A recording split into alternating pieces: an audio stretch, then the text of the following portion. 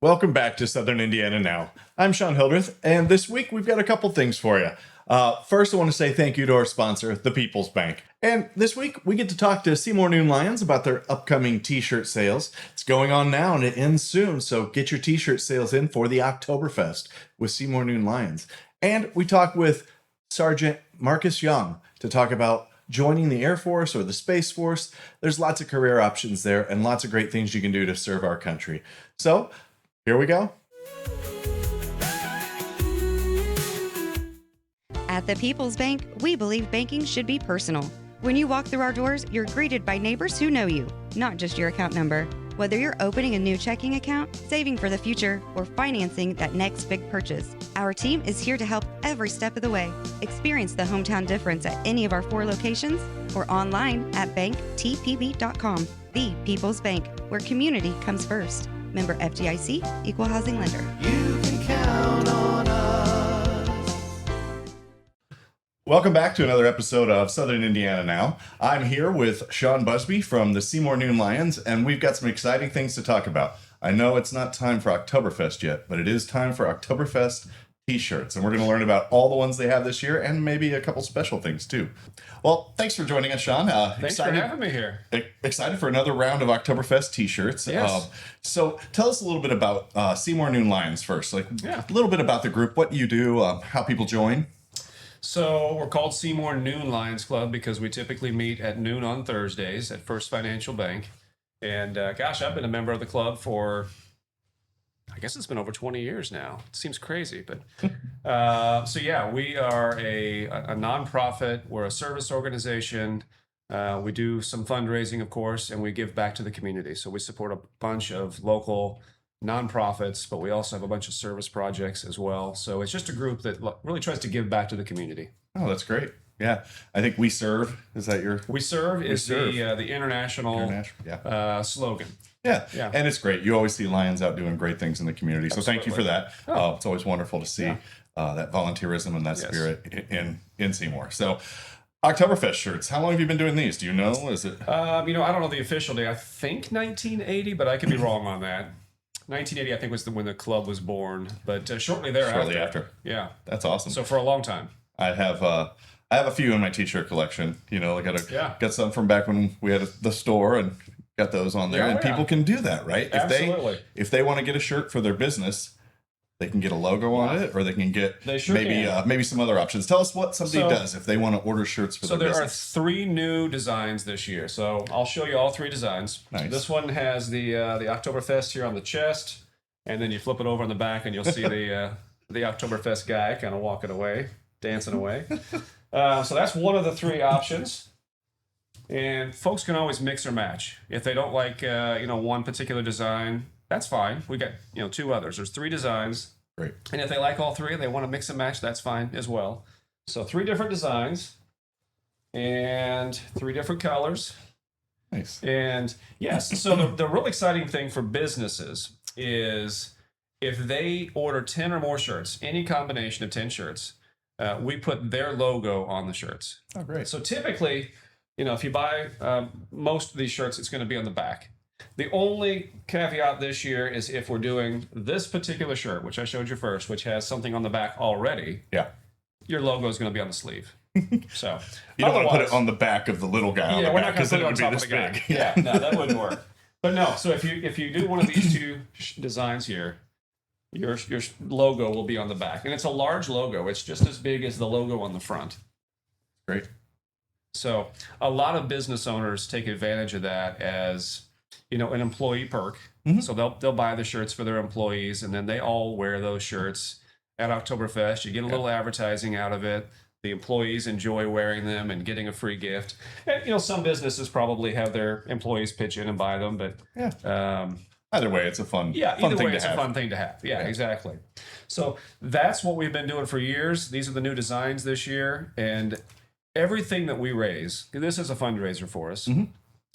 All the money that we raise goes back to the community. We keep nothing for ourselves.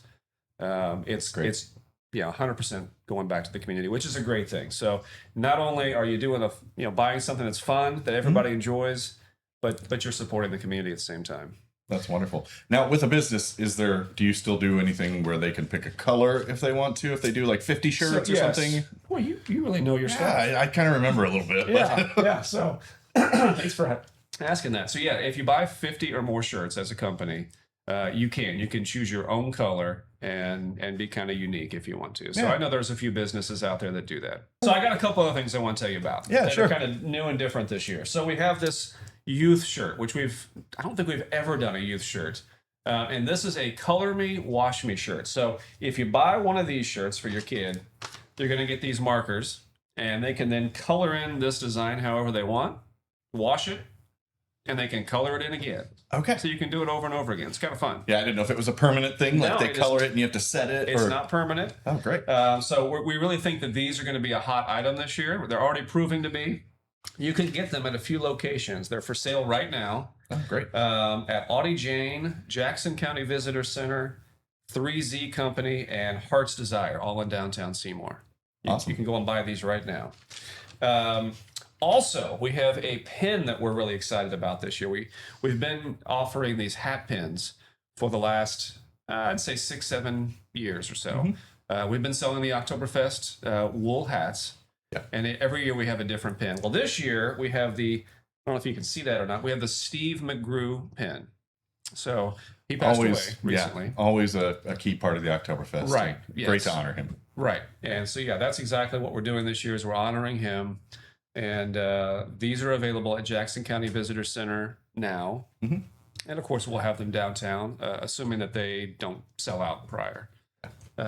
So, yeah, if you like this keepsake, if you knew Steve and you want to get one. Yeah. I don't know how many times Jackson County Visitor Center. I don't know how many times they did the chicken dance while he played music up there. So Sure. All the way from my childhood through my adulthood. So, Absolutely. Oh, Yeah. Wonderful, wonderful tribute. Yeah. Yeah. So that's what we're doing this year. That's great.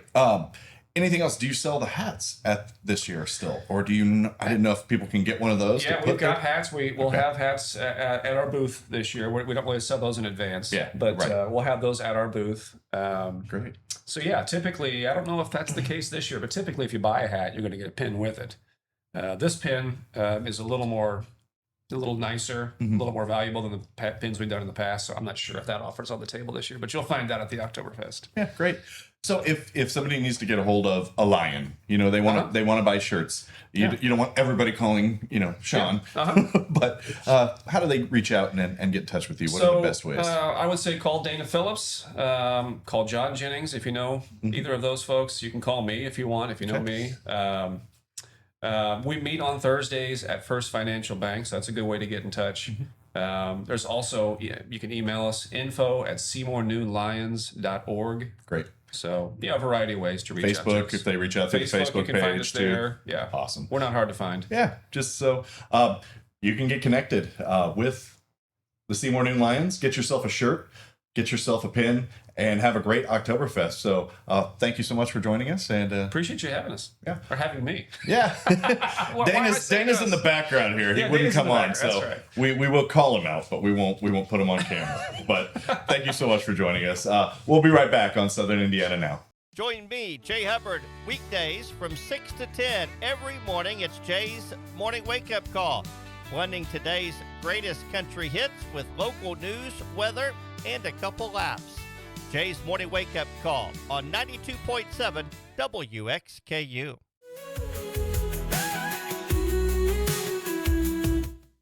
We're really excited this week to talk to Staff Sergeant Marcus Young from U.S. Air Force Recruiting. And we want to say thanks to the People's Bank for sponsoring this episode. We love them. They're a great place here in Jackson County. So check them out.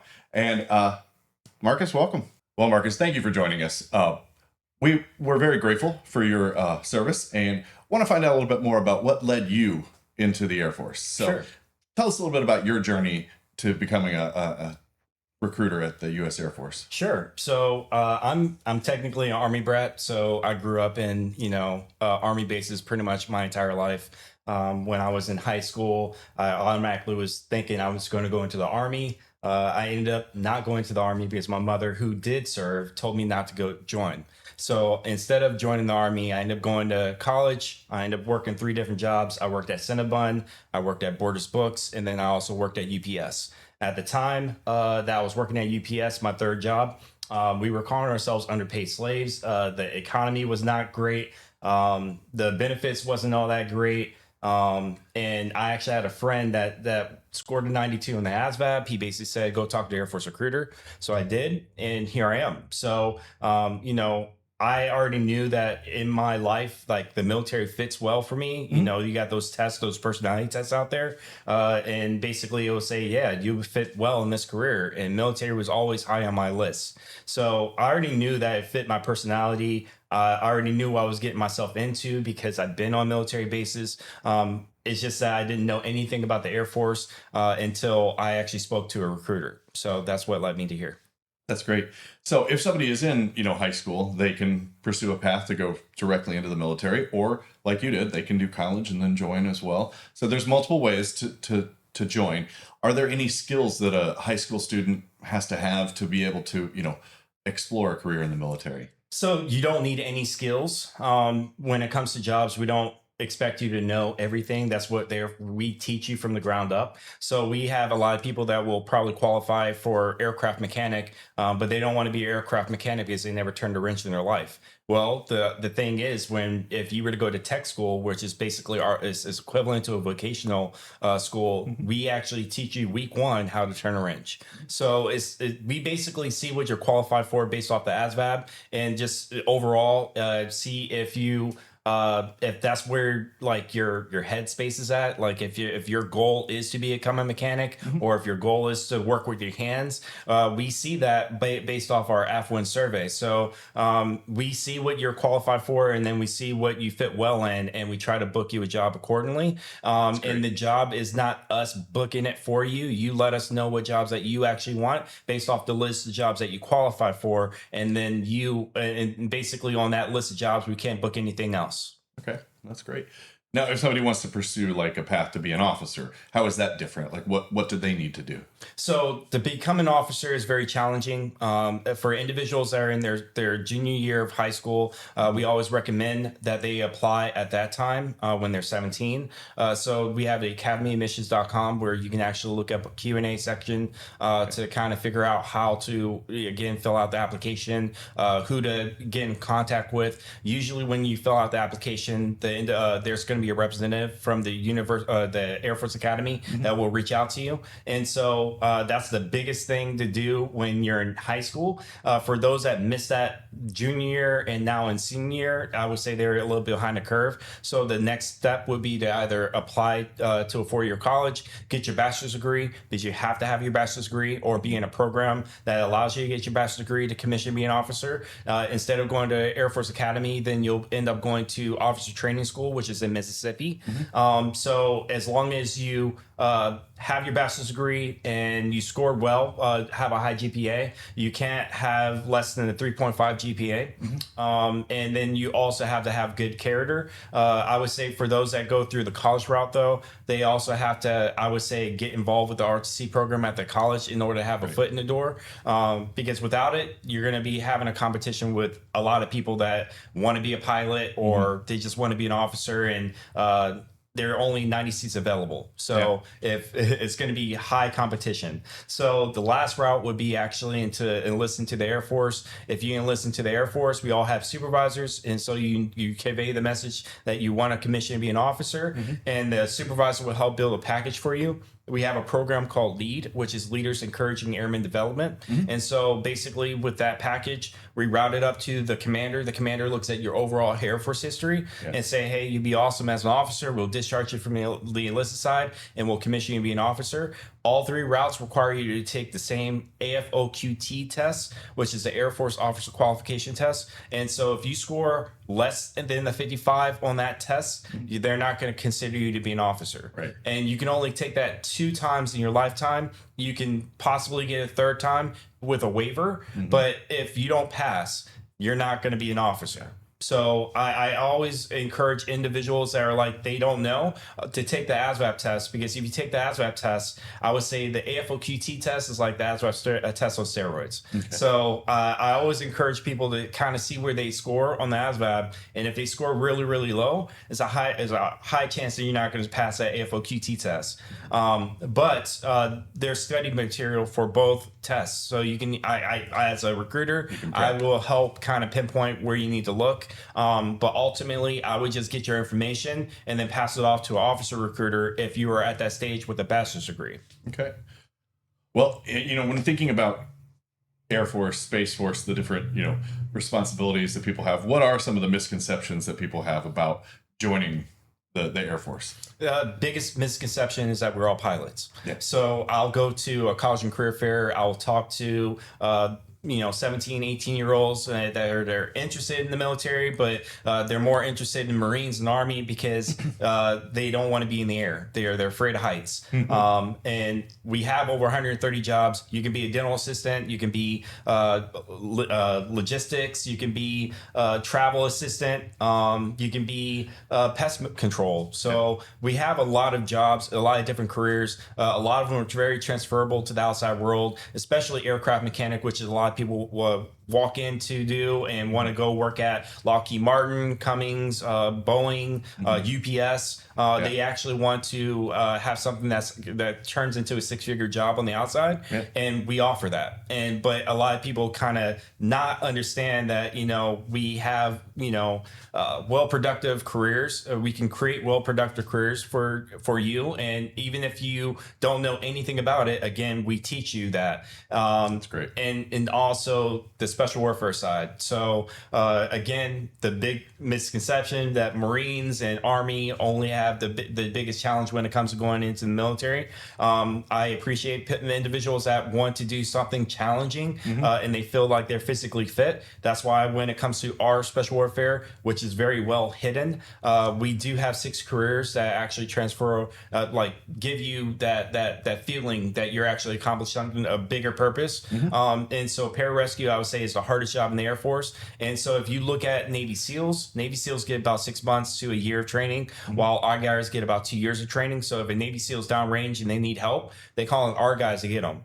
Not to mention, just overall normal stuff. The astronauts that went into space recently, 2-3 months ago, when they returned back to Earth, the orbit, basically it was the pararescue that went and got them when they landed. So they have unique experiences to help assist within the community. Again, bigger purpose, and not a lot of people know about that. So obviously, my goal is to kind of hey, if you want that challenge, I have these careers that you might be interested in. Yeah, there's a lot of paths that people can pursue, and it's great to have a recruiter, somebody there to help guide you. So make sure you take advantage of that if you're thinking about joining the Air Force or the Space Force. And Space Force, a quick summary, what is Space Force? What are some careers there? Because that's a newer branch of the military, and I'm sure not all our listeners are familiar. Sure. So Space Force basically has the same 13 jobs in the Air Force, and basically they're all cyber and intel. And so I recommend going on to their webpage. They do have a Space Force website, which basically shows like targeting analysts and geospatial intelligence. So if you feel like you're more technical, if you feel like you want to have that cyber or intel career, Space Force will be the best route for you. They offer a lot of certificates that are very transferable. You get a top secret security clearance when you graduate from tech school immediately after basic training. And so I know that when you go to tech school, for those individuals, they can get up to 55 semester hours based off just tech school alone, which you only need about 60 semester hours if you're trying to get your certificate of, from the CCF, which is Community College of the Air Force, which is equivalent to associate's degree. So that'll be like halfway of trying to get your bachelor's by obtaining that. So again, they definitely have wonderful careers for individuals that want to score or have a successful computer analytical career. I would definitely say the Space Force is the hardest branch to join. It was the Air Force, but now it's the Space Force because you have to have a decent ASVAB score. Okay. So if someone is ready to, explore a career and path in the Air Force, what's the easiest way to get a hold of you? Is it, find the website, maybe send you an email, or pick up one of the brochures at their school and follow through that way? Sure. I would say the best way, one, is airforce.com.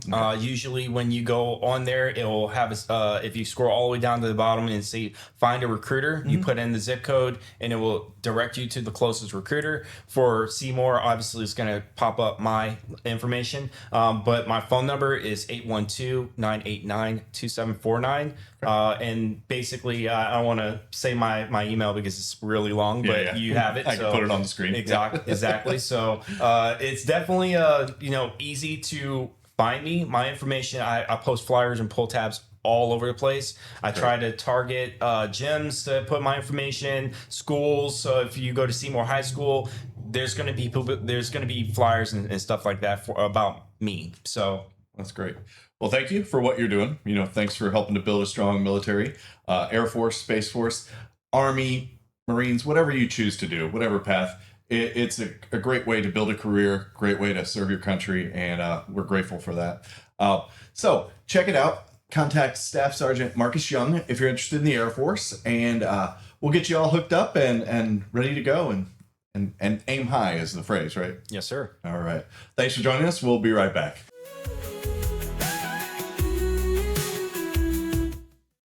We hope you enjoyed this week's episode of Southern Indiana Now. If you have a suggestion for a show, please send me an email, southernindiananow@gmail.com or Shawn@southernindiananow.com.